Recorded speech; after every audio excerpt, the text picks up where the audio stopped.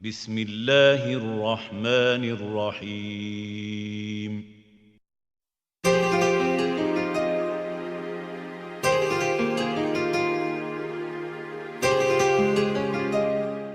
அன்புக்குரிய பெரியோர்களே, சகோதரர்களே, அஸ்ஸலாமு அலைக்கும் வரஹ்மத்துல்லாஹி வபரகாத்துஹு.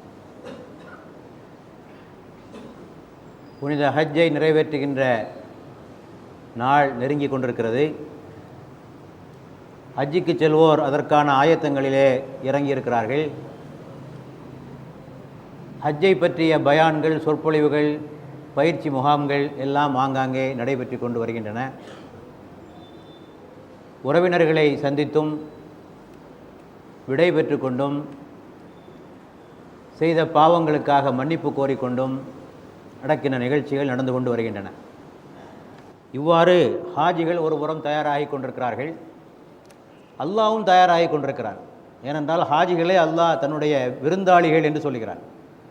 ஆக இந்த விருந்தினர்களை வரவேற்பதற்காக இறைவனும் தயாராகி கொண்டு தனது அடியார்களுடைய பாவங்களை மன்னிப்பதற்கு அவனும் தயாராகி இருக்கிறான்.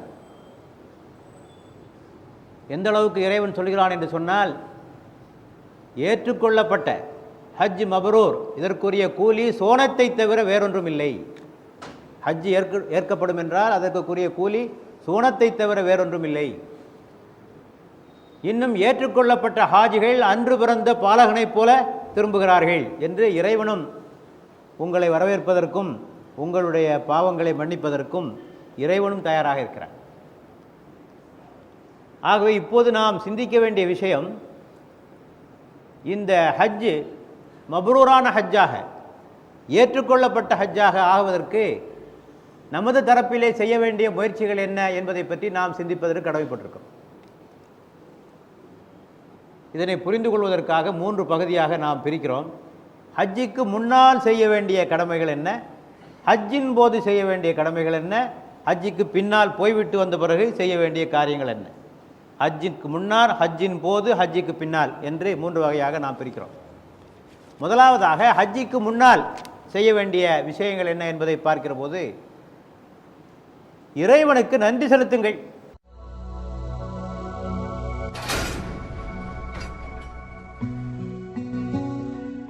இந்த ஹஜ்ஜி செய்வதற்கு இறைவன் உங்களுக்கு வாய்ப்பு கொடுத்தானே, இதற்காக இறைவனுக்கு நன்றி செலுத்துங்கள். எத்தனை பேருக்கு அந்த வாய்ப்பு இல்லை? இல்லையா? இந்த நாட்டிலே 15 கோடி பேர் முஸ்லீம்கள் வாழ்கிறார்கள். இதில் எத்தனை பேருக்கு ஹஜ்ஜி செல்வதற்கான வாய்ப்பு கிட்டியிருக்கிறது? இறைவன் உங்களுக்கு தந்திருக்கிறார். பணத்தையும் தந்திருக்கிறான், உடல் நலத்தையும் தந்திருக்கிறான். இல்லையா? சிலரிடத்திலே பணம் இருக்கிறது, உடல் நலம் இல்லை, போவதற்கான சக்தி இல்லை. ஆக உடல் நலத்தையும் தந்து பொருள் வளத்தையும் தந்தானே, இதற்காக நீங்கள் இறைவனுக்கு முதலாவதாக நன்றி செலுத்துங்கள். இரண்டாவதாக, இந்த ஹஜ் பயணம் ஹலாலான சம்பாத்தியத்தில் போகுமாறு பார்த்துக் கொள்ளுங்கள். பொதுவாக எந்த இஸ்லாமிய கடமையாக இருந்தாலும் ஹராமான முறையிலே ஈட்டப்பட்ட பொருளின் மூலமாக செய்யப்படுகிற எந்த வணக்கமும் ஏற்றுக்கொள்ளப்படுவதில்லை. எந்த வணக்கமும் ஏற்றுக்கொள்ளப்படுது, அது தொழுகையாக இருந்தாலும் சரி, நோன்பாக இருந்தாலும் சரி, ஹஜ்ஜாக இருந்தாலும் சரி, ஜக்காத்தாக இருந்தாலும், எதுவாக இருந்தாலும் சரி. பெருமானார் ஸல்லல்லாஹு அலைஹி வஸல்லம் சொன்னார்கள், தவறான முறையில் ஈட்டப்பட்ட பொருளின் மூலமாக செலவழிக்கப்படுகிற தர்மம் ஏற்றுக்கொள்ளப்பட மாட்டாது. அதன் மூலம் உங்களுடைய பாவங்கள் கழுவப்பட மாட்டாது. பொதுவாக தர்மம் செய்தால் பாவங்கள் கழுவப்படும். ஆனால் தவறான முறையில் ஈட்டப்பட்ட செல்வத்தின் மூலமாக செய்யப்படுகிற தர்மத்தின் மூலமாக உங்களுடைய பாவங்கள் கழுவப்பட மாட்டாது என்று சொல்லிவிட்டு பெருமானார் சொன்னார்கள், இன்னல் ஹபீத லா யம்ஹுல் ஹபீத். ஓர் அழுக்கு இன்னொரு அழுக்கை அகற்றாது. ஓர் அழுக்கு இன்னொரு அழுக்கை அழுக்கு துணியை வச்சு அழுக்கு அகற்ற முடியுமா?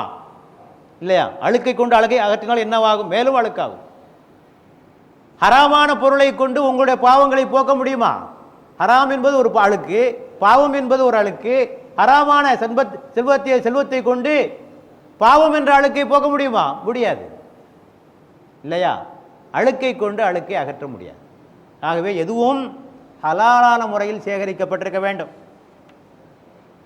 ஒருவர் அல்லாஹ் அல்லாஹ் என்று பிரார்த்தனை செய்தார், இறைவா என்னுடைய பிரார்த்தனை ஏற்றுக்கொள்வாயாக என்று பெருமானார் சொன்னார்கள், இவன் உண்ணுகின்ற உணவும், இவன் அருந்துகின்ற பானமும், இவன் உடுத்துகின்ற உடையும் ஹராமான முறையில் சம்பாதிக்கப்பட்டவை அப்படி இருக்கையில் இவனுடைய வணக்கங்கள் எப்படி ஏற்றுக்கொள்ளப்படும் என்று ஸல்லல்லாஹு அலைஹி வஸல்லம் சொன்னார்கள். ஆகவே சம்பாத்தியம் ஹலாலான சம்பாத்தியத்தில் ஹஜ்ஜுக்கு போங்க. ஊரை அடித்து உலையில் ஓடுற வேலையெல்லாம் பண்ணி போய்ட்டு அங்கே போனால் எல்லாம் கழுவப்படும் என்றால் ஏமாந்து போவீர்கள். ஒன்றும் நடக்காது, ஒன்றும் நடக்காது. ஆக தவறான முறையில் ஈட்டப்பட்ட பொருளை கொண்டு ஹஜ் செய்தால் அது ஏற்றுக்கொள்ளப்பட மாட்டாது, பாவங்கள் மன்னிக்கப்பட மாட்டாது. அதே போல கடன் இருந்தாலும் ஹஜ் செல்வது அவர்கள் மீது கடமை அல்ல.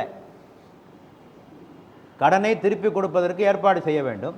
அல்லது உங்களுடைய நண்பராக இருக்கிறார், உங்களுடைய பங்காளியாக இருக்கிறார், உங்களை பற்றி நன்கு அறிந்தவராக இருக்கிறார், நீங்கள் எப்படியும் திருப்பி தருவீர்கள் என்பது அவருக்கு நம்பிக்கை இருக்கிறது. அவர்கிட்ட சொல்லுங்க, இந்தா போயிட்டு வந்து தர்றேன் என்று சொல்லிவிட்டு போங்க. அவர் ஏற்றுக்கொண்டால் போகலாம். இல்லாவிட்டால் கடன் என்பதை ஒன்றை வைத்துக்கொண்டு ஹஜ்ஜுக்கு செல்ல வேண்டிய அவசியம் இல்லை. ஏனென்றால் கடனை நிறைவேற்றுவதுதான் முதல் வேலை. அதே போல வசூலித்தும் ஹஜ்ஜுக்கு போக வேண்டிய தேவையில்லை. புதுசாக ஒரு பழக்கம் ஆரம்பிச்சிருக்கு முஸ்லீம் சமுதாயத்தில். சில ஆட்கள் வர்றாங்க, நான் ஹஜ்ஜுக்கு போகணும் ஏதாவது கொடுங்க என்று. புதுசாக ஆரம்பிச்சிருக்கு. இப்போ யார் சொன்னார்கள் இவர்கள் ஹஜ்ஜுக்கு போக வேண்டும் என்று? ஆக இல்லைன்னா அல்லாவே கேட்க மாட்டான். உன்ட பொருள் இல்லை என்றால் இறைவனே ஒரு இடத்திலே ஏன் ஹஜ்ஜுக்கு போய் என்ற கேள்வி கேட்பதில்லை. ஆக இன்னொரு இடத்திலே வசூலித்து ஹஜ்ஜுக்கு போக வேண்டிய அவசியம் கிடையாது. கடன் வாங்கி ஹஜ்ஜுக்கு போக வேண்டிய அவசியம் கிடையாது. ஆக பொருள் வசதி, வாகன வசதி, உடல் வசதி, உடல் நலம் இருக்கிறதோ அவர் மீது தான் ஹஜ்ஜு கடமை. ஆகவே இறைவனே உங்கள் மீது விதிக்காது இருக்கிற போது நீங்கள் ஏன் கவலைப்படுகிறீர்கள்? ஆகவே சம்பாத்தியம் ஹலாலாக இருக்கும்படியாக பார்த்துக் கொள்ளுங்கள். கடன்களை உரிய முறையில் நிறைவேற்றிவிட்டு நீங்கள் ஹஜ்ஜுக்கு செல்லுங்கள். அடுத்தபடியாக தூய்மையான எண்ணம், இஹ்லாசுன் நியத்.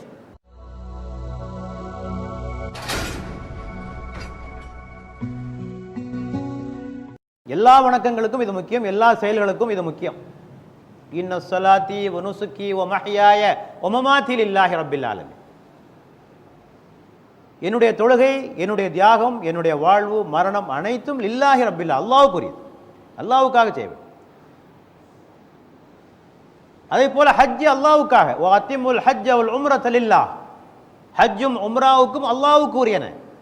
ஆக அல்லாஹ்வுடைய திருப்பொருத்தத்தை பெற வேண்டும் என்ற ஒரு நோக்கம்தான் இருக்க வேண்டுமே தவிர, அதை தவிர பகட்டு என்ற ஒரு நோக்கம், விளம்பரம் என்ற நோக்கம், ஊரில் தன்னை ஹாஜிகள் என்று சொல்வார்கள் என்ற நோக்கம், இவை எதுவுமே உங்களுடைய செயலிலே கலந்திருக்கக்கூடாது. ஏனென்றால் பகட்டு ஒரு ஷிர்க். ரசூலுல்லாஹ் சொல்கிறார்கள், பகட்டு ஒரு ஷிர்க். மன் சல்லா யுராயி ஃபகத் அஷ்ரக், மன் சாம யுராயி ஃபகத் அஷ்ரக், மன் தஸத்தக யுராயி ஃபகத் அஷ்ரக். எவன் பகட்டுக்காக தொழுதானோ அவன் இணை வைக்கிறான், எவன் பகட்டுக்காக தர்மம் செய்தானோ அவன் இணை வைக்கிறான். ஏனென்றா ஏன் இது இணை வைப்பு? அல்லாஹ் அவ்வளோ பெரிய குற்றத்தை ஏன் இதன் மீது சுமத்துகிறான்? என்னங்க இது ஒரு பெரிய விஷயம் இல்லையே, 4 பேருக்கு தெரியறதுக்காக செய்கிறது இணை வைப்பா, சிறுக்கா? ஆம், நீங்கள் அல்லாஹ்வுடைய திருப்தியை பெறுவதற்கு பதிலாக யாருடைய திருப்தியை பெற நினைக்கிறீர்கள்? மனிதர்களுடைய திருப்தியை பெற நினைக்கிறீர்கள். அல்லாஹ்வுக்கு மட்டும் தெரிந்தால் போதும் என்ற கடமை எல்லோருக்கும் தெரியும் நீங்கள் ஆசைப்படுகிறீர்கள். ஆக அல்லாஹ்வை வைக்க வேண்டிய இடத்துல யாரை வைக்கிறீர்கள்? மனிதர்களை வைக்கின்றீர்கள். ஆகவே அது ஒரு இணை வைப்பாக மாறிவிடுகிறது. ஆகவே இந்த வணக்கத்திலே விளம்பர மோகம் இல்லாதவாறு பார்த்துக்கொள்ளுங்கள். ஏனென்றால் ஒவ்வொரு செயலும் எண்ணத்தை கொண்டே நிர்ணயம் செய்யப்படுகிறது இல்லையா? எண்ணங்களுக்கு ஏற்பவே உங்களுக்கு கூலி வழங்கப்படும் என்று பெருமானார் ஸல்லல்லாஹு அலைஹி வஸல்லம் சொல்லியிருக்கிறார்கள். ஆகவே எண்ணம் தூய்மையானதாக இருக்கும்படியாக நீங்கள் பார்த்து கொள்ள வேண்டும். ஆகவே இந்த வரவேற்பு விழா, வழி அனுப்பு விழா, பாராட்டு விழா, அந்த விழா, இந்த விழா என்று யாராவது வந்தால் தயவுசெய்து இதெல்லாம் வேண்டாம். எனக்காக துவா செய்யுங்க, நான் ஒழுங்காக போயிட்டு வரணும், ஹஜ்ஜுக்கு ஒழுங்காக போயிட்டு வரணும், எந்த சிரமமும் இல்லாமல் போயிட்டு வரணும், என் உடல் நல்லா ஒழுங்காக இருக்கணும், இதுக்காக நீங்கள் துவா செய்யுங்க என்ற அளவோடு அதனை நீங்கள் நிறுத்தி கொள்ளுங்கள். வேறு எந்த நோக்கமும் உள்நோக்கமும் இல்லாதவாறு நீங்கள் பார்த்து கொள்ளுங்கள்.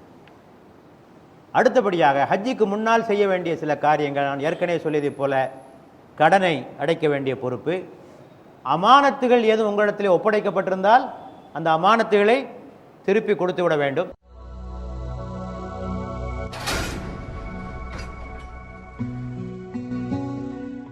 யார் கண்டா இங்கே ஹஜ்ஜுக்கு போயிட்டு வர்றீங்களா இல்லையா யாருக்கு தெரியும்? ஆகவே அல்லது அந்த அமானத்துக்குரிய ஊரில் இல்லாவிட்டால் உங்களுடைய சொந்தக்காரத்தை சொல்லுங்கள், இந்நாள் என்னிடத்தில் இவ்வளோ பணம் கொடுத்து வச்சிருக்கிறாரு, இவ்வளோ நகை கொடுத்து வச்சிருக்கிறாரு, அதை அவர்கிட்ட கொடுத்துருங்க, இந்த இடத்துல இருக்குது அதை கொடுத்துருங்க என்ற அறிவிப்பையாவது நீங்கள் செய்துவிட்டு போங்கள். பெருமானாருடைய வாழ்க்கையை பாருங்கள். மக்காவிலிருந்து ஹிஜ்ரத்தை செய்வதற்காக மதீனாவிற்கு போக வேண்டும். எதிரிகள் கொலை செய்ய துடிக்கிறார்கள். வீட்டை சூழ்ந்த எதிரிகள் நிற்கிறார்கள். குறைஷி குலத்திலே ஒவ்வொரு குலத்திலே இருந்து ஒரு ஆளை தேர்ந்தெடுத்து பெருமானாரை கொலை செய்வதற்கு சூழ்ந்திருக்கிறார்கள். பெருமானார் அந்த சமயத்திலே அந்த உயிருக்கு பயந்த அந்த சூழ்நிலையிலே பெருமானார் செய்த ஏற்பாடு என்ன?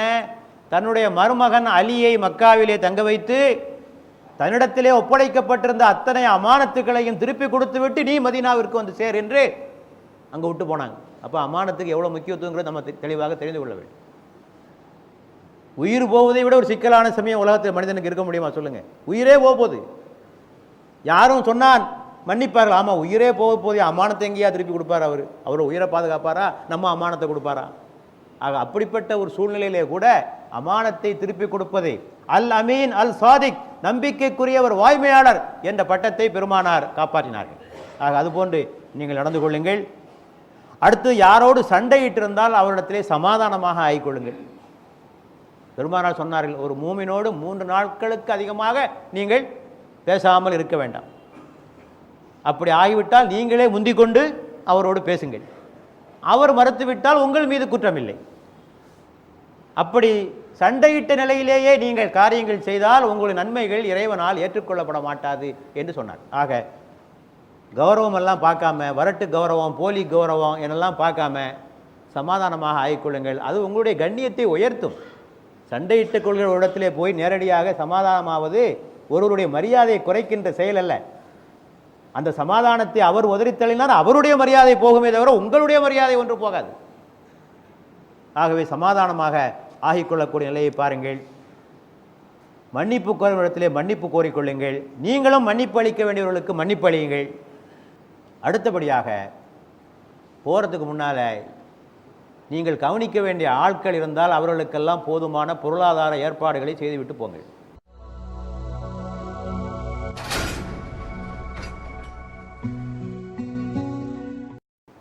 மனைவி, மக்கள், பெற்றோர்கள் இவங்கெல்லாம் நீங்கள் போகிற அந்த 40 நாளில் 60 நாளில் என்ன பாடுபடுவாங்க, அவங்க நிலைமை என்ன, அவர்களுக்கான பொருளாதார உதவிகள் என்ன, அதுக்கெல்லாம் ஏற்பாடு செய்துவிட்டு போங்க.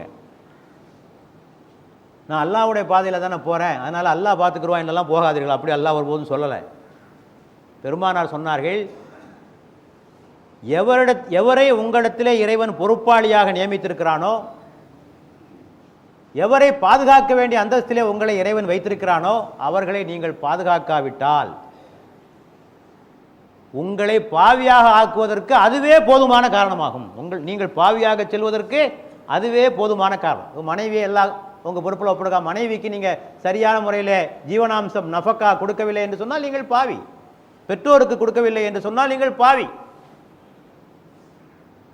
ஆகவே அல்லாஹ்வுடைய வேலையில் தான் நான் போகிறேன், மார்க்க பணிக்காக போகிறேன் என்று குடும்பத்தை எல்லாம் விட்டு போக முடியாது. பள்ளிவாசலே 2 பேர் ஒருவர் உட்கார்ந்து தொழுது கொண்டே இருந்தார். பெருமானார் கேட்டார்கள், இவருக்கு உணவளிப்பது யார் என்று கேட்டபோது, இவருடைய சகோதரர் தான் இவருக்கு உணவளிக்கிறார் என்று சொன்னபோது, இவரை விட அவர்தான் சிறந்தவர் என்று சொன்னார்கள். ஆக இதெல்லாம் மார்க்கத்தில் எல்லாம் பின்னி பிணைஞ்சிருக்கு. நான் மார்க்க கடமைக்காக சேரங்கிறதுக்காக குடும்ப பொறுப்புகளை எல்லாம் திறந்து விட்டு நீங்கள் போக முடியாது. ஆக அதற்கான ஏற்பாடுகளை நீங்கள் செய்து கொள்ளுங்கள். அடுத்தபடியாக ஹஜ்ஜை பற்றிய ஒரு தெளிவான விளக்கத்தை நீங்கள் அறிந்திருக்க வேண்டும்.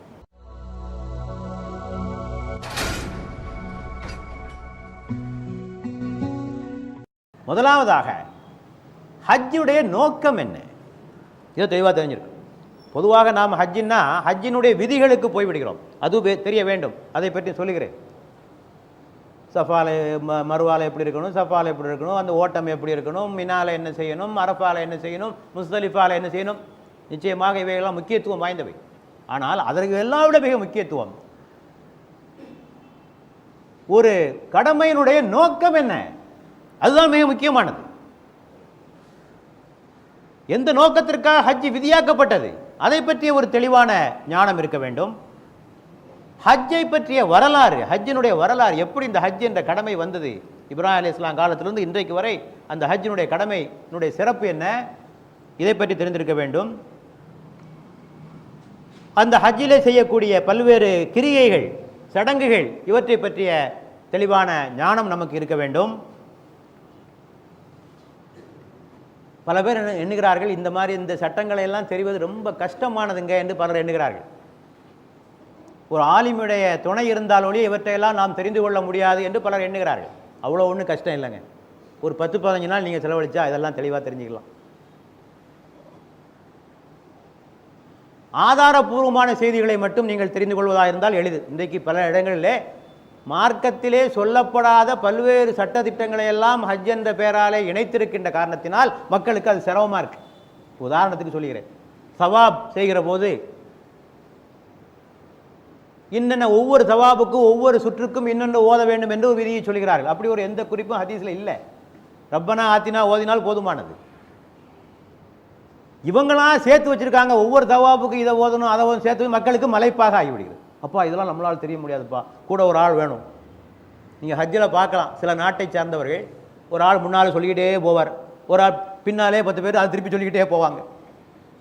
இதெல்லாம் நாம உண்டாக்கி கொண்ட விஷயங்கள். ஆனால் மிக எளிது. ஹஜ்ஜை பற்றி ஆதாரபூர்வமான ஹதீதுகளும் குர்ஆன் ஆயத்திலும் சொல்லப்படுகிற செய்திகளை தொகுத்தால் மிக எளிதாக புரிந்து கொள்ள முடியும். அவற்றை மனப்பாடம் செய்வதும் ஒன்றும் கடினமல்ல. சேர்க்கப்பட்ட செய்திகள் நமக்கு மலைப்பை தருகின்றன, ஆதாரபூர்வமான செய்திகள் எளிமையாக இருக்கின்றன. ஆக இவற்றையெல்லாம் நீங்கள் தெரிந்து கொள்ள வேண்டும். ஓத வேண்டிய துவாக்கள் இவற்றையெல்லாம் தெரிந்து கொள்ள வேண்டும். அதனுடைய விதிகள், சட்டங்கள் இவற்றையெல்லாம் தெரிந்து கொள்வது ஒன்றும் கடினமான காரியம் இல்லை. உங்கள் வியாபாரத்துக்காக எவ்வளோ விஷயங்களை தெரிஞ்சுக்கிறீங்க. இன்கம் டேக்ஸு, சேல் டேக்ஸுன்னா எல்லாத்தையும் முழுசாக ஆடிட்டு நீங்கள் விட்டுறது இல்லையே. நீங்களும் கொஞ்சம் படித்து தெரிஞ்சு அவற்றை 4 கேள்வி கேட்குறீங்களே திருப்பி, அதுக்கெல்லாம் நேரம் கிடைக்குதில்ல. அதையெல்லாம் தெரிந்து கொள்வதற்கு நேரம் கிடைக்கிற போது இந்த ஹஜ்ஜினுடைய விதிகள் அதைவிட மிக எளிமையானவை, அதைவிட மிக எளிமையானவை. இவற்றை தெரிந்து கொள்வதற்கு ஏன் கொஞ்சம் நேரத்தை ஒதுக்கக்கூடாது? ஆகவே அந்த விதிகளை தெரிந்து கொள்ளுங்கள். அதே போல் புனித சின்னங்கள், ஆங்காங்கே இருக்கக்கூடிய புனித சின்னங்கள், சஃபான்னா என்ன, மர்வானா என்ன, மகாம் இப்ராஹிம்னா என்ன, ஹிரா என்ன, தௌர்னா என்ன, உஹது யுத்தம் நடைபெற்ற இடம், இப்படி பல்வேறு சின்னங்கள் அங்கே இருக்கிறன. இவற்றை பற்றிய ஒரு சிறிய குறிப்புகளையும் நாம் தெரிந்து கொள்ள வேண்டும். அப்போது நம்மிடத்தில் அந்த பக்தி அதிகமாக ஆவதற்கும் அவற்றை பற்றி தெளிவாக புரிந்து கொள்வதற்கும் நமக்கு இலகுவாக அமையும். ஆக அது பற்றிய விதிகளை நாம் தெரிந்து கொள்ள வேண்டும். அடுத்தபடியாக இந்த வழியனுப்பு விழா நிகழ்ச்சிகளை எல்லாம் மிக ஆடம்பரமாக செய்யாதீர்கள். இதனை எளிமையாக நீங்கள் செய்து கொள்ளுங்கள். சாதாரணமாக நீங்கள் ஒரு பயணம் செய்கிற போது உங்கள் வியாபாரத்திற்காகவோ அல்லது வேறு காரியங்களுக்காகவோ பயணம் செய்கிற போது என்ன செய்வீர்களோ அதை செய்தால் போதுமானது. என்ன செய்வீங்க? உங்கள் சொந்தக்காரங்கிட்ட சொல்லுவீங்க, இந்த மாதிரி நான் பயணம் போகிறேன். ரொம்ப நெருங்கியவர்களை அழைத்து ஒரு விருந்து கூட கொடுக்கலாம், அல்லது அவர்கள் உங்களுக்கு விருந்து கொடுக்கலாம். அதெல்லாம் ஒன்றும் தப்பில்லை. ஆனால் இதை ஒரு பெரிய ஒரு விழாவாக மாற்றி விரிவான அளவிலே அந்த பொருளை செலவு செய்வது என்பது தேவையற்ற ஒரு செயலாக இருக்கிறது. நெருங்கிய உறவினர்களுக்கு தெரிந்தால் போதும், அல்லது கொஞ்சம் தூரத்தொடர்களுக்கு சொன்னால் போதும், அந்த செய்தி எப்படியும் பரவிடும். ஆனால் இது போன்ற விழாக்களை நடத்துகிற போது ஏற்படக்கூடிய ஆபத்துக்கள் என்ன? ஒன்று இஸ்ராஃப், வீண் செலவு. எந்த லாபமும் இல்லை. ஒரு காரியத்தை செய்கிற போது தேவையில்லாத செலவு செய்வது இஸ்ராஃப். ஆக அதை தவிர்க்க வேண்டும். ஏனென்றால் வீண்விரயம் செய்பவர்கள் ஷைத்தானின் சகோதரர்கள், யஹ்வான ஷயாத்தீன் குர்ஆன் சொல்கிறது. இரண்டாவது சிரமம். வெளியனுப்பு விழாக்கு 100 பேர் 200 பேர், ரயில்வே ஸ்டேஷனில் ஒரே கூட்டம், ஏர்போர்ட்டில் ஒரே கூட்டம், ஹஜ் கமிட்டியில் ஒரே கூட்டம், ஹஜ் ஹவுஸில் போனால் கூட்டம், எங்கே பார்த்தாலும் கூட்டம். தேவையா இந்த சிரமம்? மற்றவர்களுக்கு சிரமம் கொடுக்கலாமா? வீட்டிலே வெளியனுப்பு விழா முடித்து விடலாமே. ரசூலுல்லாஹ் சொன்னார்கள், யஸ்ஸிரு வலா துஅஸ்ஸிரு, மக்களுக்கு நீங்கள் விஷயங்களை எளிதாக்கி தாருங்கள், நீங்கள் எதனையும் கடினமாக ஆக்காதீர்கள். ஆக மக்களுக்கு லேசு பண்ணி கொடுக்கணும், எல்லாத்தையும் லேஸ் பண்ணி கொடுக்கணும். ரசூலுல்லாஹ்வுடைய உதாரணத்தை நாம் அடிக்கடி சொல்லுகிறோம். இமாமாக தொழுகை நடத்துகிறார்கள், பின்னாலே குழந்தையினுடைய அழுகுரல் கேட்கிறது, ஆயத்தை சுருக்கமாக ஓதி தொழுகையை முடித்து விடுகிறார்கள். பின்னர் சொன்னார்கள், நான் ஒரு நீண்ட ஆயத்தை ஓதிதான் தொழ வேண்டும் என்று நான் ஆசைப்பட்டேன். ஆனால் ஒரு குழந்தையினுடைய அழுகுரல் கேட்ட காரணத்தினால் அந்த தாய்க்கும் அந்த குழந்தைக்கும் சிரமம் ஏற்படக்கூடாது என்பதற்காக ஒரு சிறிய ஆயத்தை ஓதி நான் முடித்து விட்டேன் என்று சொன்னார். ஆக தொழுகையே சுருக்குறாங்க ரசூலுல்லாஹ். ஆக நம்முடைய இபாதத்துகளின் மூலமாக அடுத்தவர்களுக்கு சிரமம் வராதவாறு பார்த்துக்கொள்ள வேண்டும் இல்லையா? இது எல்லா நிலைகளிலும் இது இருக்க வேண்டும். யாருக்கு சிரமம் கொடுக்கக்கூடாது. நம்முடைய வணக்கங்களினால், ஒலிபெருக்கி சத்தங்களினால் பக்கத்து வீட்டுக்காரனுக்கு மாற்று மத சகோதரர்களுக்கெல்லாம் அவருடைய தூக்கத்தை கெடுக்கின்ற அளவுக்கெல்லாம் நடந்து கொள்ளக்கூடாது. அவங்க செய்கிறாங்கிறதுக்காக நாம செய்யக்கூடாது இல்லையா? பழிக்கு பழி வாங்குவதா, டிட் ஃபார் டேட்னு நடந்து கொள்வதா, அதெல்லாம் சரியான முறையில் எவருக்கும் சிரமம் கொடுக்கக்கூடாது. ஆகவே இந்த வழியனுப்பு விழா, வரவேற்பு விழா நிகழ்ச்சிகளை நாம் தடபடலாக நடத்துகிற போது ஒன்று இஸ்ராஃப் ஏற்படுகிறது, இன்னொன்று பிறருக்கு சிரமம் ஏற்படுகிறது. ஆக இதுவரை நாம் சொல்லிய கருத்துக்கள் ஹஜ்ஜிக்கு முன்னால் நீங்கள் செய்ய வேண்டிய விஷயங்களை பற்றி நாம் உங்களுக்கு சொல்லியிருக்கக்கூடிய கருத்துக்கள். இறைவனுக்கு நீங்கள் நன்றி செலுத்துங்கள். ஹலாலான சம்பாத்தியத்தின் மூலமாக செல்லுங்கள். இஹ்லாசுன் நிய்யத், தூய்மையான எண்ணத்தோடு நீங்கள் செல்லுங்கள். நிறைவேற்ற வேண்டிய பொறுப்புகளை நிறைவேற்றிவிட்டு செல்லுங்கள். கடனை அடைத்துவிட்டு செல்லுங்கள். அமானத்தை திருப்பிக் கொடுங்கள். சண்டை இருந்தால் சமாதானம் செய்து கொள்ளுங்கள். பிறரை மன்னியுங்கள். வீட்டிலே உள்ளவர்களுக்கான உணவு மற்றும் பொருளாதார ஏற்பாடுகளை செய்துவிட்டு செல்லுங்கள். ஹஜ்ஜை பற்றிய விதிகளையும் ஹஜ்ஜின் நோக்கத்தையும் நீங்கள் தெளிவாக புரிந்து கொள்ளுங்கள். வழியனுப்பு வரவேற்பு நிகழ்ச்சிகளை எளிமையாக வைத்துக் கொள்ளுங்கள். இப்போது ஹஜ்ஜின் போது செய்ய வேண்டிய கடமைகள்.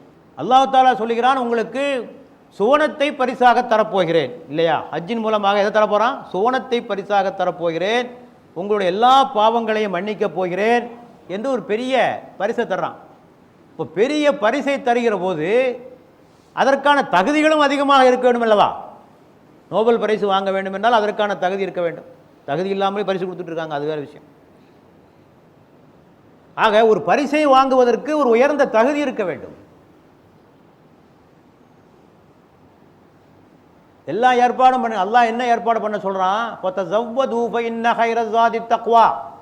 நீங்கள் ஹஜ்ஜுக்கான ஏற்பாடுகளை செய்யுங்கள். நீங்கள் செய்கிற ஏற்பாட்டிலேயே மிகச் சிறந்த ஏற்பாடு என்ன தெரியுமா? தக்வாவை எடுத்து செல்வதான். ஃபஇன்ன கைரஸாதி தக்வா.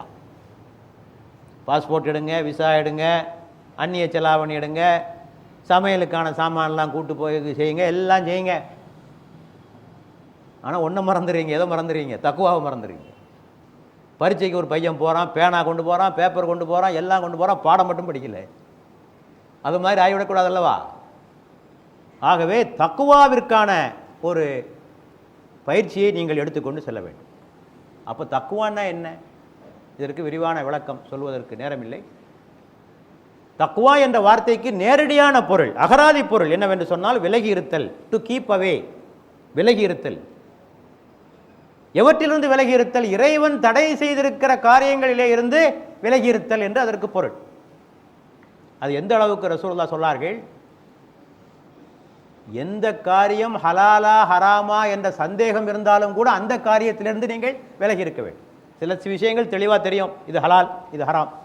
சில விஷயங்கள் சந்தேகத்திற்கு உரியதாக இருக்கின்றன. ஆக எவையெல்லாம் சந்தேகத்திற்குரியதாக இருக்கிறதோ அவற்றிலிருந்து விலகி இருப்பதற்கு பேர் தான் தக்குவா. இது பெருமானார் சொன்ன விளக்கங்களிலே ஒன்று. ஆகவே தக்குவா என்பது வெளித்தோற்றத்தினுடைய பெயர் அல்ல. நாம் போடுகிற உடை, நாம் வைத்திருக்கிற தாடியினுடைய நீள அகலங்கள் இவற்றை வைத்து முடிவு செய்யப்படுவதல்ல. அது உங்களுடைய உள்ளத்தை வைத்து முடிவு செய்யப்படுவது, உங்களுடைய இறை எச்சத்தை வைத்து முடிவு செய்யப்படுகிற ஒரு காரியம். ஒரு சாதாரண ஈமான் கொண்டவனுக்கும் ஒரு தக்குவா உடையவனுக்குள்ள வித்தியாசம் என்ன? சாதாரண ஈமான் உள்ளவன் தொழுவான், ஏதோ ஒரு தொழாவிட்டால் ஒரு குற்ற உணர்வு, அல்லாஹ் தண்டிப்பான் என்ற ஒரு அச்சத்தின் காரணமாக தொழுபவன் சாமானிய நிலையிலே உள்ளவன். ஆனால் தக்குவா உடையவன் அந்த தொழுகையை மகிழ்ச்சியோடு செய்பவன், இன்பத்தோடு செய்பவன், இறை உணர்வோடு செய்பவன். அதுதான் தக்குவாவிற்கான அடையாளம். அதே மாதிரி ஒரு தீமையை ஒருவன் செய்யாமல் இருக்கிறான், சாதாரண ஈமான் உள்ளவன், அல்லாஹ் தடுத்திருக்கான் ஆகவே நான் செய்யலை என்றோடு இருப்பவன் ஒரு சாதாரண நிலையிலே உள்ளவன். ஆனால் ஒரு தக்குவா உடையவன் அந்த தீமையை பார்த்தாலே அவனுக்கு கோபம் வரும், அவனுக்கு வெறுப்பு வரும். இந்த தீமையை எப்படி ஒழிப்பது என்பதிலே கவனமாக இருப்பான். அதுதான் தக்குவா. அந்த பார்த்தாலே கொதிப்பு வரும், இந்த அநியாயம் நடக்குது, இந்த தீமை இருக்கு, இதை எப்படி ஒழிக்கிறது என்ற ஒரு எண்ணம் வருகிறாரே அதற்கு பேர் தக்குவா. ஆகவே இந்த சாதாரண ஈமான் நிலையிலிருந்து ஒரு மேம்பட்ட நிலைக்கு வருவதற்கு பேர் தான் நாம் தக்வா என்று சொல்கிறோம். இந்த தக்வாவை பற்றி தான் அதிகமாக இந்த ஹஜ்ஜிலே வலியுறுத்தப்பட்டிருக்கிறது.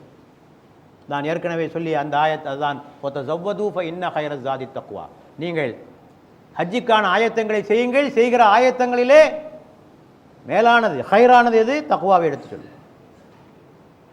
லை யனால் அல்லாஹ் லுஹூமுஹா வலா திமாவுஹா வலாக்கின் யனாலுஹு தக்வா மின்கும். நீங்கள் குர்பான் கொடுக்கிறீர்களே, அந்த பிராணியினுடைய இறைச்சியோ இரத்தமோ இறைவனை சென்று சேர்வதில்லை, உங்களுடைய தக்வா தான் இறைவனை சென்று சேர்கிறது. இங்கேதான் குர்பானி கொடுப்பதிலே பிற சமயங்களுக்கும் இஸ்லாத்திற்கு உள்ள வேறுபாட்டை நீங்கள் புரிந்து கொள்ள வேண்டும். அங்கே இரத்தம் ஓட்டுதல் மூலமாக இறைவனுடைய கோபத்தை சீற்றத்தை தணிப்பது, இறைவனை திருப்திப்படுத்துவது என்பதெல்லாம் அங்கே சொல்லப்படுகிறது. இங்கே அதெல்லாம் சொல்லப்படலை. இங்கே என்ன சொல்லியிருக்கு? இறையச்சம். எப்படி இப்ராஹிம் அலைஹிஸ்ஸலாம் தன்னுடைய மகனை தியாகம் செய்வதற்கு வந்தாரோ அது போன்ற உணர்வை நீங்கள் பெற வேண்டும் என்பதற்காக செய்யப்பட்டிருக்கின்ற ஒரு ஏற்பாடு. இன்னும் ஹஜ்ஜின் போது வலா ரஃபத வலா ஃபுசூக வலா ஜிதால பில் ஹஜ், ஹஜ்ஜின் போது நீங்கள் உடலுறவு ஈடுபடக்கூடாது, இச்சையை தூண்டக்கூடிய சொல் செயல் எவற்றையும் செய்யக்கூடாது, இன்னும் தீவினையான காரியங்களை நீங்கள் செய்யக்கூடாது, ஒருவருக்கொருவர் சண்டை போட்டுக் கொள்ளக்கூடாது. இவற்றையெல்லாம் ஹஜ்ஜின் போது செய்து கொள்ளக்கூடாத காரியங்கள். ஆக இவையெல்லாம் இந்த ஹஜ்ஜை பற்றி சொல்லப்பட்டிருக்கின்ற சில விளக்கங்கள். ஆக தக்குவா தான் ஹஜ்ஜினுடைய மிக முக்கியமான நோக்கம். ஆக ஒரு ஹாஜியினுடைய முழு நோக்கமும் எங்கே குவிந்திருக்க வேண்டும் என்று சொன்னால் இந்த தக்குவாவை பெறுவது என்பதுதான் நம்முடைய லட்சியம் என்பதில் தான் அவருடைய நோக்கம் முழுமையாக குவிந்திருக்க வேண்டும். வைக்கப்பட்டிருக்கிற சடங்குகள் எல்லாம் இந்த லட்சியத்திற்காக வைக்கப்பட்டிருக்கின்றவைதான் என்பதை புரிந்து கொள்ளாமல் வெறும் சடங்குகளை மட்டும் செய்துவிட்டு வந்தால் எந்த பிரயோஜனமும் இல்லை. பிஸ்மில்லாஹிர் ரஹ்மானிர் ரஹீம்.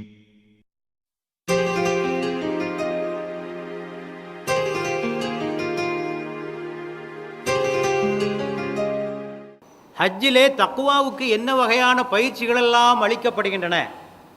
தக்குவாவை எடுத்துச் சொல்லுங்கள் என்று சொன்ன இறைவன் அதற்கான ஏற்பாடுகளை, அந்த பயிற்சிக்கான ஏற்பாடுகளையும் அந்த ஹஜ்ஜின் போது இறைவன் கற்றுத்தருகிறார். ஹஜ்ஜிலே செய்யக்கூடிய பல காரியங்கள், உதாரணமாக குர்ஆன் சொல்லுகிறது வலா ரஃபத வலா ஃபுசூக வலா ஜிதால பில் ஹஜ். ஹஜ்ஜின் போது உடல் உறவு கொள்ளக்கூடாது, இச்சையை தூண்டக்கூடிய பேச்சுக்கள் செயல்கள் எதையும் செய்யக்கூடாது, தீமையான காரியங்களை செய்யக்கூடாது, சண்டை சச்சரவுகள் சண்டையிலே விவாதங்களிலே ஈடுபடக்கூடாது. இவையெல்லாம் ஹஜ்ஜிலே முழுமையாக தடை செய்யப்பட்டிருக்கிற காரியம். எப்படி நோன்பு காலத்திலே இவையெல்லாம் தடை செய்யப்பட்டதோ, நோன்பின் போது புறம் பேசுவது, பொய் பேசுவது, சண்டை போடுவது எல்லாம் தடை செய்யப்பட்டதோ, அதுபோன்று ஹஜ்ஜிலும் இது போன்ற காரியங்கள் தடை செய்யப்படுகின்றன. பெருமானார் அவர்கள் சொன்னார்கள், மானக்கேடான செய்கைகளை செய்யாமலும் இச்சையை தூண்டக்கூடிய பேச்சுக்களை பேசாமலும் பாவங்களை செய்யாமலும் இருந்தால் அவன் அன்று பிறந்த பாலகனாக திரும்புகிறான். ஆக ஒரு விதிகள், இந்த விதிகளை நிறைவேற்றினால் இந்த கூலி என்பதாக சொல்லப்படுகிறது. சும்மா பயணம் போயிட்டு வந்தாலும் கூலியெல்லாம் ஒன்றும் கிடைக்காது. அதுக்கு பேர் பயணம், அவ்வளோதான், வேற ஒன்றும் இல்லை. ஆக ஹஜ்ஜில் ரொம்ப நம்முடைய பேச்சு செயல் இவையெல்லாம் கட்டுப்பாட்டுக்குரியதாக, இறைவனை அஞ்சியதாக காரியங்கள் இருக்க வேண்டும். வீண் அரட்டையெல்லாம் போய் அடிச்சுட்டு இருக்கக்கூடாது அங்கே போய். அடுத்தபடியாக ஹஜ்ஜிலே ஒவ்வொரு நிகழ்வுகளையும் பாருங்கள், இறை சிந்தனையை உண்டாக்கக்கூடிய நிகழ்வுகள். இப்போ ஷைத்தானுக்கு கல் எறிகிறோம், எதற்காக? இப்ராஹிம் அலைஹிஸ்ஸலாம் அவர்கள் தனது மகனை அறுத்து பலியிட வந்தபோது ஷைத்தான் வழிகெடுத்தான், கல்லால் எரிந்து ஷைத்தானை விரட்டினான். அந்த உணர்வு வர வேண்டும் உங்களுக்கு. இப்பவும் அதே ஷைத்தான் இப்பவும் இருக்கான், இப்பவும் கெடுத்துக்கிட்டு இருக்கான் உங்களை. இப்போ அந்த ஷைத்தானுக்கு கல் எறிகிற போது வர வேண்டிய எண்ணம் அதுதான். வெறும் கல் தான் நமக்கு தெரியுது, வேற ஒன்றும் தெரியல. அது எப்படியாவது ரொம்ப ஆர்வப்படுறாங்க கல்லை எறிகிறதுல. ஆனால் அந்த அளவுக்கு ஷைத்தான் மேலே கோபம் வந்ததாக நமக்கு தெரியல, ஷைத்தானிய எண்ணங்களை குறித்த கோபம் வந்ததாக நமக்கு தெரியவில்லை. எப்படியாவது முட்டி அடித்து முந்தி கொண்டு போய் கல்லை எரிந்து விட வேண்டும் என்பதிலே 4 பேரை மௌத்தாக்கி கூட வந்துடுறான். ஆக வரவேண்டிய கோபம் ஷைத்தானின் மீது. அந்த கோபம் வந்திருந்தால் பயிற்சி. ஆக கல்லெறிகிற போது வர வேண்டிய உணர்வு அதுதான். அரஃபாவுக்கு போகிறீர்கள், அரஃபாவை பார்க்கிற போது உங்களுக்கு அங்கே மஹ்ஷரே ஞாபகத்திற்கு வர வேண்டும். மஹ்ஷர் மைதானம் இப்படி தான் இருக்க போகுது. நாளைக்கு இன்றைக்கி சில லட்சம் பேர் எங்கே கூடியிருக்கிறார்கள், அன்றைக்கு கோடிக்கணக்கான மக்கள் கூட போகிறார்கள். ஆக ஒரு பெருவெளியிலே இத்தனை லட்சம் மக்களை பார்க்கிறோம் என்று சொல்லும்போது நாளை மறுமையிலும் இப்படித்தான் கூட்டப்பட போகிறோம் என்ற உணர்வு. அந்த அரஃபாவை பார்க்கிற போது இங்கேதான் பெருமானார் அவர்கள் தங்களுடைய இறுதி உரையை இங்கேதான் நிகழ்த்தினார்கள். அந்த உரை உங்களுக்கு ஞாபகத்திற்கு வர வேண்டும். ஹஜ்ஜத்துல் வதாவிலே அவர்கள் நிகழ்த்திய அந்த உரையினுடைய ஒவ்வொரு வரிகளும் உங்களுக்கு ஞாபகத்திற்கு வர வேண்டும். இப்படி ஒவ்வொன்றிலும் நீங்கள் பயிற்சி பெற வேண்டும். எஹ்ராம் இருக்கிறதே, அது கூட ஒரு அடக்கத்திற்கான ஒரு பயிற்சி தான். நீ எவ்வளோ பெரிய பணக்காரனாக இருந்தாலும், எவ்வளோ பெரிய ஆளாக இருந்தாலும், அந்த தைக்கப்படாத 2 வெள்ளை துண்டுகளை உடுத்தி கொண்டு இறைவனுக்கு முன்னால் உன்னுடைய அடக்கத்தையும் பணிவையும் காட்டுகின்ற ஒரு செயலாகத்தான் அந்த இஹ்ராமுடைய உடையை நீங்கள் பார்க்க வேண்டும். தல்பியா முழங்குகிறோமே, லப்பைக் அல்லாஹும்ம லப்பைக் லா ஷரீக லக லப்பைக் இன்னல் ஹம்த வன் நிஅமத லக வல் முல்க். என்ன சொல்கிறோம் தல்பியால? இறைவா, நான் ஆஜராகிவிட்டேன். லா ஷரீக லக், உனக்கு இணை துணை இல்லை. இன்னல் ஹம்த, புகழ் அனைத்தும் உனக்கே உரியது. என்னிடத்திலே இருக்கிற எல்லா சிறப்புகளுக்கும் சொந்தக்காரன் யார்? நீதான். என்னுடைய அறிவு, என்னுடைய செல்வம், என்னுடைய பதவி, என்னுடைய அழகு, எல்லாத்துக்கும் சொந்தக்காரன் யார்? நீதான். இன்னல் ஹம்த வன் நிஅமத, எல்லா அருட்கொடைகளுக்கும் சொந்தக்காரன் நீதான். லக்கவல் முல்க், ஆட்சி அதிகாரம் எல்லாம் உனக்கே உரியது. ஆக இந்த உலகத்தில் நான் ஒன்றும் இல்லை, எல்லாம் உனக்கு உரியது. நீ யாருக்கு நாடுகிறாயோ அவர்களுக்கு கொடுக்கிறாய். யூத்தில் முல்க மந்தஷா, தான் நாடியவர்களுக்கு அதிகாரத்தை கொடுக்கிறான், நாடியவர்களுக்கு அறிவை கொடுக்கிறான் என்று இறைவன் சொல்கிறான். ஆக அந்த பணிவு அங்கே போன பிறகு நான் பெரிய பணக்காரன், நான் பெரிய அதிகாரம் எல்லாம் மறந்து எல்லாத்துக்கும் சொந்தக்காரன் இறைவன். இந்த உணர்வு உங்களுக்கு அங்கே அதற்கான பயிற்சி. அடுத்தபடியாக அதிகமாக ஹஜ்ஜிலே திக்ர் செய்யும்படியாக நமக்கு கட்டளிடப்பட்டிருக்கிறது. குர்ஆன் சொல்லுகிறது, நீங்கள் ஹஜ்ஜு கடமையை நிறைவேற்றி விட்டீர்களானால் உங்கள் மூதாதையர்களை நீங்கள் நினைவு கூர்ந்தது போல் ஏன் அதனை விட அதிகமாக அல்லாஹ்வை நினைவு கூறுங்கள். இஸ்லாம் வருவதற்கு முன்னர் அந்த பகுதியிலே வாழ்ந்த மக்கள் ஹஜ்ஜு கடமை முடிஞ்ச பிறகு எதை நினைவு கூறுவார்கள்? தங்களது மூதாதையர்களை, தங்களுடைய மூதாதையர்களை நினைவு கூறுவார்கள். அல்லாஹ் சொல்கிறான், உங்கள் மூதாதையர்கள் நினைவு கூறுறதெல்லாம் விட்டுருங்க, அல்லாஹ்வை நினைவு கூறுங்கள். அல்லாஹ்வை அதிகமாக அங்கே நீங்கள் திக்ர் செய்யுங்கள். ஆக கிடைக்கிற நேரத்திலெல்லாம் திக்ர் செய்ய வேண்டும். அது ஒரு ஆன்மீகத்திற்கான ஒரு பயிற்சி.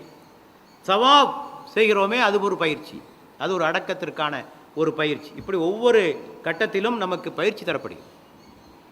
ஆக ஹாஜிகள் பெற வேண்டிய முதல் பயிற்சி தக்வா. 2வது பயிற்சி தியாக உணர்வு. ஹஜ்ஜில் உள்ள ஒவ்வொரு கடமையும் யாரை நினைவுபடுத்துகிறது? செய்தனா இப்ராஹிம் அலைஹிஸ்ஸலாம் அவர்கள் செய்த தியாகத்தை நினைவுபடுத்துகிறது.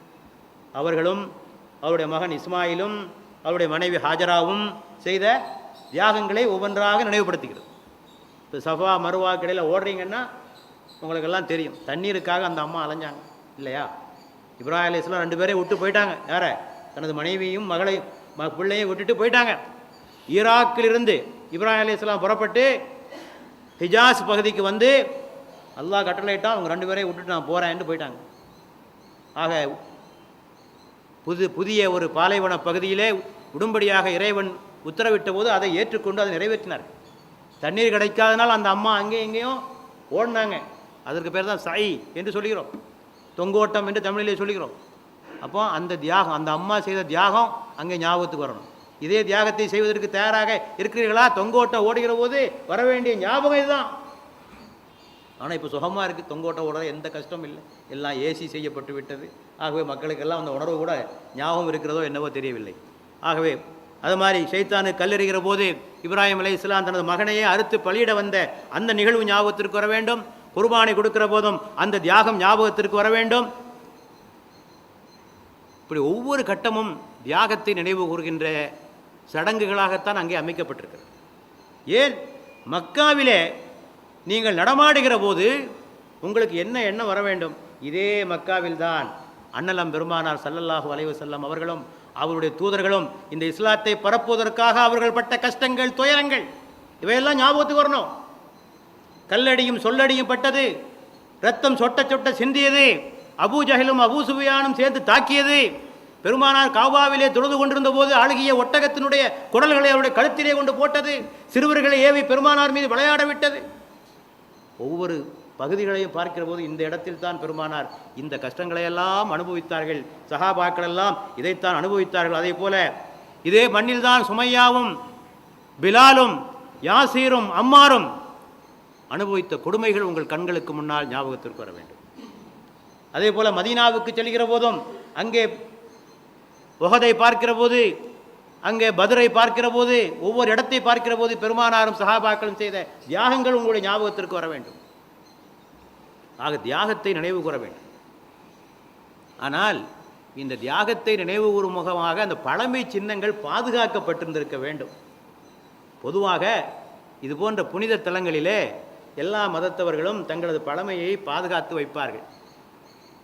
நீங்கள் இஸ்தான்புல்லுக்கு போய் பாருங்கள், அல்லது திமிஷ்குக்கு போங்கள், அல்லது கெய்ரோவுக்கு போங்கள். அங்கெல்லாம் பார்த்தீங்கன்னா பலஸ்தீனத்துக்கு போங்கள், ஜெருசலத்துக்கு போங்கள். அங்கெல்லாம் பார்த்தீங்கன்னா அந்த மக்களெல்லாம் பழமையான சின்னங்களை பாதுகாத்து பழைய உணர்வுகள் வரும்படியாக செய்திருக்கிறார்கள். ஆனால் ஏனோ இந்த அரேபியாவில் அந்த சின்னங்களெல்லாம் தகர்க்கப்பட்டு விட்டன.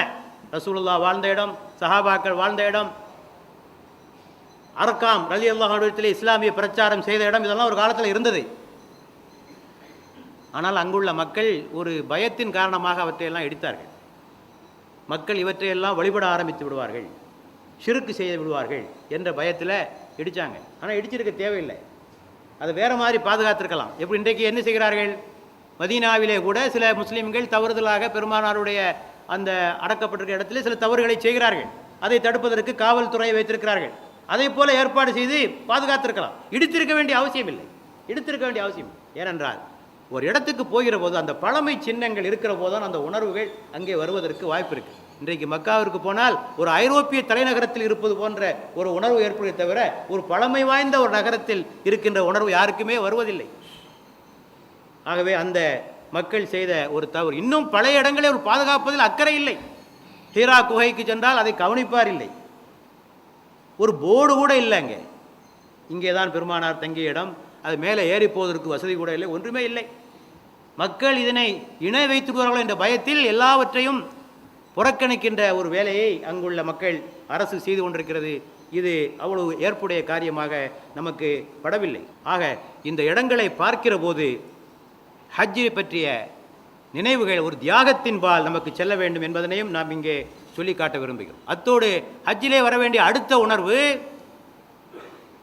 தௌஹீத், ஏகத்துவத்தை பற்றிய உணர்வு. இந்த பள்ளிவாயல் என்ன பள்ளிவாயல்? இந்த கஅபா ஏகத்துவத்திற்காக கட்டப்பட்ட, ஓரிரை கோட்பாட்டிற்காக கட்டப்பட்ட முதல் பள்ளிவாயல். அங்கேதான் சிலைகளை கொண்டு வைத்தார்கள். ஏன்? ஏகத்துவத்தை போதித்த இப்ராஹிம் அலைஹிஸ்ஸலாமுக்கே ஒரு படத்தை வச்சுட்டாங்க, அவங்களுக்கே ஒரு படத்தை வச்சுட்டாங்க, ஈசா அலைஹிஸ்ஸலாமுக்கு ஒரு படத்தை வச்சுட்டாங்க. யாரெல்லாம் ஏகத்துவத்தை போதித்தார்களோ அவர்களுக்கே ஒரு படத்தை வைத்தார்கள். பின்னர் பெருமானார் வந்து அவற்றையெல்லாம் அகற்றினார்கள் என்பது வரலாறு. ஆகவே ஏகத்துவ சிந்தனைகள், இந்த ஏகத்துவத்தை போதிப்பதற்காகத்தான் இப்ராஹிம் அலைஹிஸ்ஸலாம் இந்த மண்ணுக்கு வந்தார், தியாகங்களை புரிந்தார், இறைத்தூதர்கள் வந்தார்கள். அவையெல்லாம் நம்முடைய கண்ணுக்கு முன்னால் ஞாபகத்திற்கு வர வேண்டும். அடுத்தபடியாக இந்த ஹஜ்ஜிலே நமக்கு வர வேண்டிய இன்னொரு நினைவு, இது ஒரு உலக சகோதரத்துவ மாநாடு.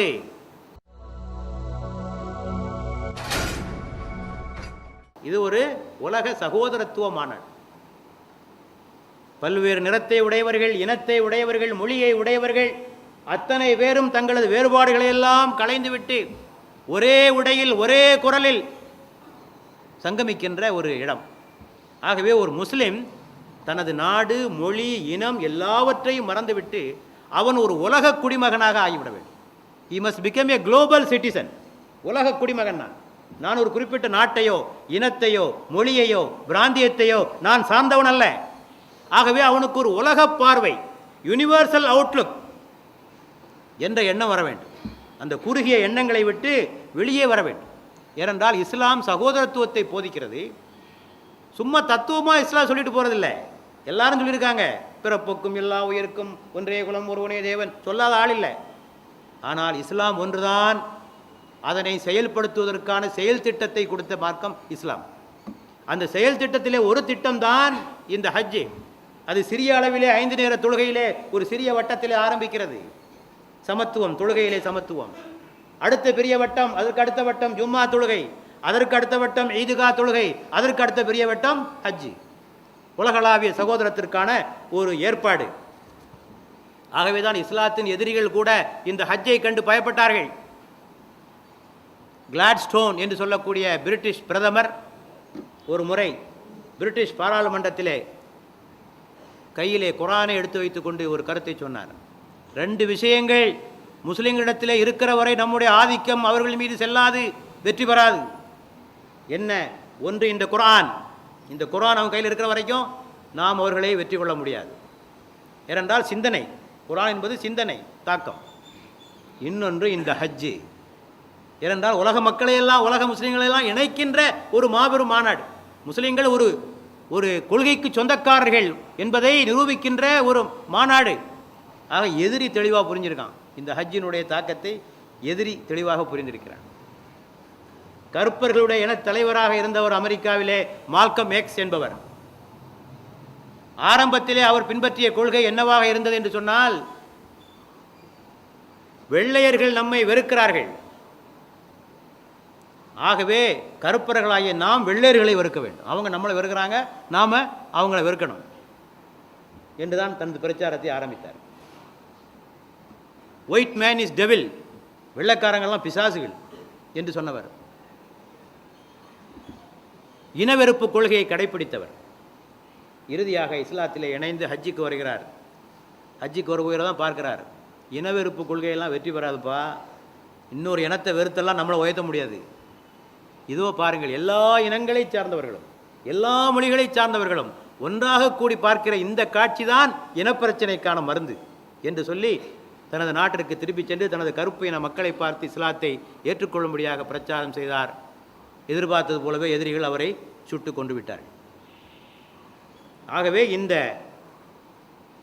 சகோதரத்துவ உணர்வு அங்கே வர வேண்டும்.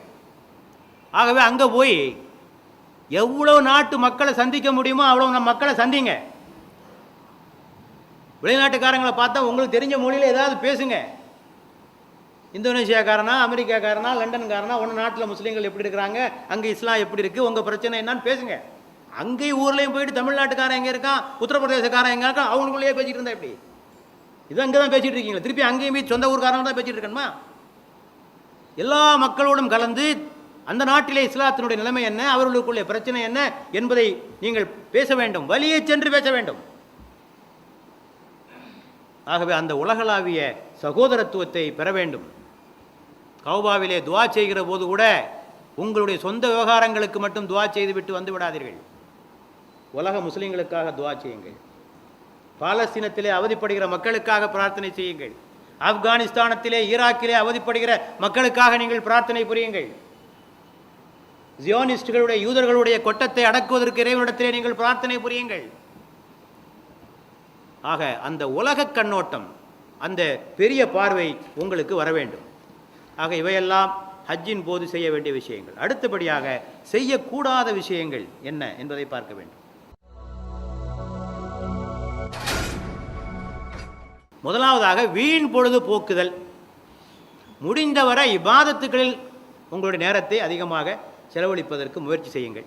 பெருமானார் அவர்கள் சொல்லுகிறார்கள், மற்ற பள்ளிவாயில்களில் தொழுவதை விட மஸ்ஜிதுல் ஹராமில் தொழுவது 1,00,000 மடங்கு நன்மை அதிகமானது. எவ்வளோ பெரிய நன்மை கிடைக்கும்! மற்ற பள்ளியில் தொழுவதை விட எனது பள்ளியாகிய மஸ்ஜிதுல் நபவியில் தொழுவது 1000 மடங்கு சிறந்தது.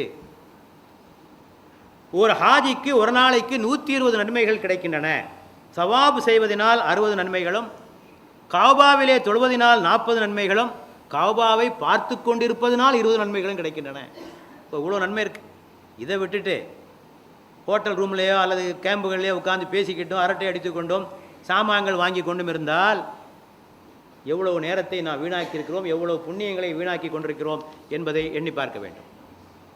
ஆக பொழுதை நல்ல முறையிலே பயன்படுத்த வேண்டும். அடுத்தபடியாக ஹஜ்ஜிலே செய்யக்கூடாத காரியம் அடுத்தவங்களுக்கு சிரமம் தராதீங்க.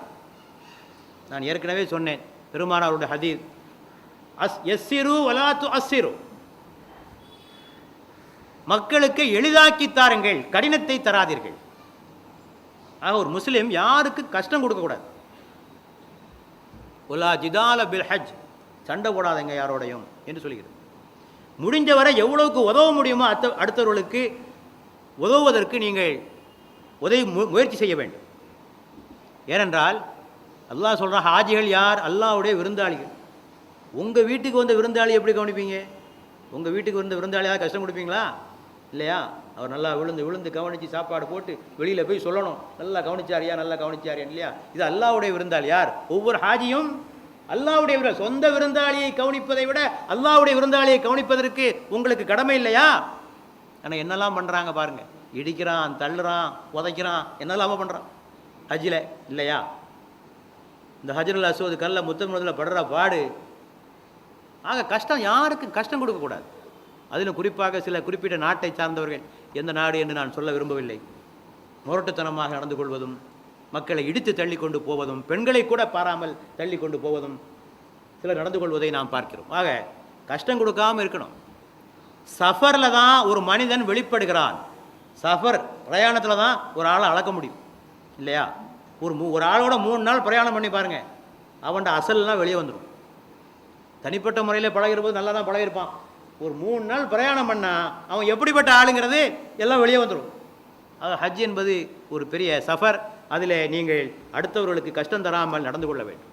அடுத்தபடியாக ஹஜ்ஜிலே செய்யக்கூடாத காரியம் பொருள் விரயம். பொருள் விரயம் என்றால் சாமான்களை வாங்கி குவிப்பதில் பல பேர் கவனமாக இருக்கான். ஹஜ்ஜிக்கு போனானா இவன் கொள்முதல் பண்ண போனானா நமக்கு தெரியல. ஏர்போர்ட்லேயே உள்ள அதிகாரிகளே கேட்குறாங்க, நம்மகிட்ட பல முறை கேட்டிருக்காங்க, என்ன சார் உங்கள் ஆளுங்கள்லாம் எங்கே போயிட்டு வராங்க? வியாபாரத்துக்கு போயிட்டு வராங்களா, புனித கடமையை செஞ்சுட்டு வராங்களா, இவ்வளவு சாமானம் தூக்கிட்டு வராங்களா, எங்கே போனாங்க இவங்க?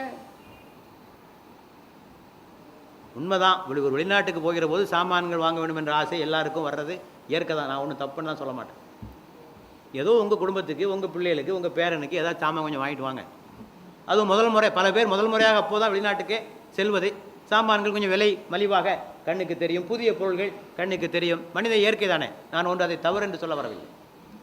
ஆனால் ஊருக்கெல்லாம் கொடுக்கணும், ஊரில் உள்ள அத்தனை பேருக்கும் கொடுக்கணும், எல்லா சாமானையும் வாங்கிட்டு வரணும், இது தேவையா? தேவையில்லை. இதனால் ஏற்படக்கூடிய பாதிப்புகள் என்ன? ஹஜ்ஜி ஒரு சுமையாகி போயிடுது. பல பேர் நினைக்கிறான், ஹஜ்ஜிக்கு போகணுமா, ஹஜ்ஜிக்கு பிரயாண செலவு மட்டும் இருந்தால் போதாதுப்பா, சாமான் வாங்குறதுக்கும் காசு வேணும், அதையும் சேர்த்த பிறகு தான் ஹஜ்ஜிக்கு போகணும். அதுக்காக ஹஜ்ஜி தள்ளி போகுது, பல பேருக்கு ஹஜ்ஜி தள்ளி போகுது, தேவையில்லை. ஆக இவற்றை நீங்கள் குறைத்து கொள்ளலாம். அடுத்தபடியாக ஹஜ்ஜினுடைய இபாதத்துகள் இதனால் பாதிக்கப்படுகின்றன. கடைத்தெருக்களில் அதிகமாக அலைகின்ற காரணத்தினால் இபாதத்துகள், வணக்கங்கள் செய்ய முடியாத ஒரு சூழ்நிலையும் ஏற்படுகிறது என்பதனையும் நாம் தெளிவாக புரிந்து கொள்ள வேண்டும். இதில் ஒரு பெரிய சிக்கல், நீங்கள் சாமான் கொடுக்க, அவன் போகும்போது அவன் சாமான் வாங்கிட்டு வர, இது ஒரு சக்கரம். போன தடவை அவன் கொடுத்தா நாம் திருப்பி கொடுக்கணும். இது தேவையா? தேவையில்லாத ஒன்று. யாராவது ஒருவர் எங்கேயாவது நிறுத்தியாக வேண்டும், எங்காவது நிறுத்தி ஆகணும். அந்த விஷ சக்கரத்தை உடைத்தாக வேண்டும் எங்காவது ஒரு இடத்துல.